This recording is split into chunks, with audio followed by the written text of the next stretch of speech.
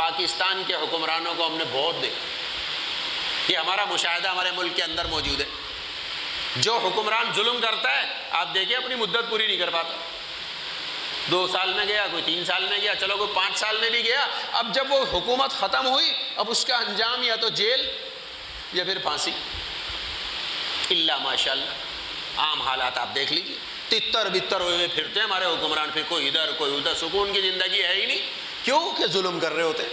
اب آپ کے سامنے ہی، اب مجھے بتانے کی ضرورت نہیں ہے کہ کتنا ظلم ہو رہا ہے عوام کے اوپر، پاکستان کی عوام کے اوپر۔ کون عام آدمی جس کو تھوڑی عقل و شعور ہے وہ یہ کہے گا کہ ہاں ظلم نہیں ہو رہا؟ وہ کہے گا نہیں بالکل انصاف کے ساتھ ہو رہا، کوئی بھی نہیں مانے گا اس کو، کوئی عقل مند آدمی نہیں مانے گا۔ یہ سب چل رہی ظلم ہی تو ہے۔ ظلم صرف یہی نہیں ہے کہ آپ کسی کو پکڑ کر اس کا کان موڑے، اس کو مارے پیٹے قتل کر دیں، نہیں، ظلم کی بہت اقسام ہے، بہت صورتیں۔ سب سے بڑا ظلم تو یہ ہے کہ انسان اللہ تعالیٰ کے ساتھ شرک کرے، ان الشرک